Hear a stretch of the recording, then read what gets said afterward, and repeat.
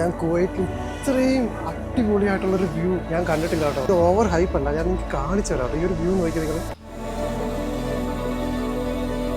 വാവ്, എന്ത് രസമല്ലേ കാണാൻ. നോക്കി ആ ഒരു സൺസെറ്റ്, ആ ഒരു ബിൽഡിങ്ങിന്റെ പിന്നിലായിട്ട് വലിപ്പത്തിൽ സൂര്യനെ കണ്ടോ.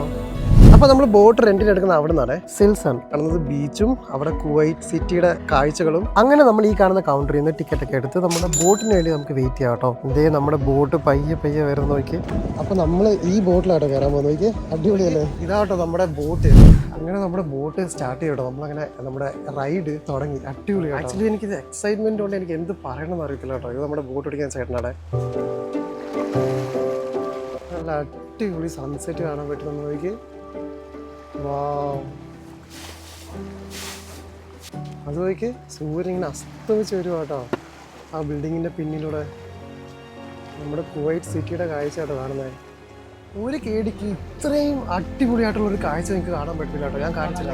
നോക്കി, ഇത് രസമല്ലേ ഈ കാഴ്ച കാണാൻ. ശരിക്കും പറഞ്ഞാൽ സൂര്യൻ ദിവസം ഇതേപോലെ ഉദിക്കാറും അസ്തമിക്കാറും ഒക്കെ ഉണ്ടല്ലേ. പക്ഷെ നമുക്ക് വേണ്ടത്ര മൈൻഡൊന്നുമില്ല. നമുക്ക് ഇഷ്ടപ്പെടുന്ന ആളുകൾക്കൊപ്പം വല്ലപ്പോഴൊക്കെ ഇതേപോലൊരു സൺസെറ്റ് ഒക്കെ കാണാൻ പറ്റുവാണെങ്കിൽ ആ ഒരു സമയം എന്ത് രസമായിരിക്കും അല്ലേ.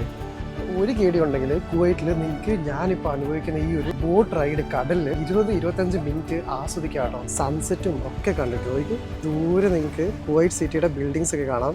പ്ലസ് നിങ്ങൾക്ക് ഇവിടെ കുവൈറ്റ് ടവർ കാണാം കേട്ടോ.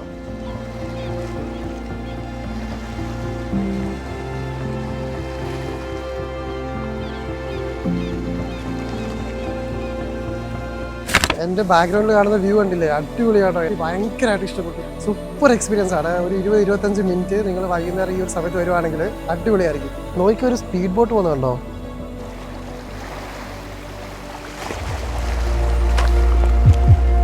ഈ ഒരു 20-25 മിനിറ്റ് പോയത് ഞാൻ അറിഞ്ഞില്ല കേട്ടോ. ശരിക്കും പറഞ്ഞാൽ ഒരു അടിപൊളി എക്സ്പീരിയൻസ് ആയിരുന്നു ഈ ഒരു ബോട്ട് റൈഡ്. അങ്ങനെ നമ്മുടെ ബോട്ടിതാ തീരത്തോട് അടുത്തോണ്ടിരിക്കുവാണ്. നമ്മളിപ്പോൾ പോയ ബോട്ട് ഇതാട്ടോ.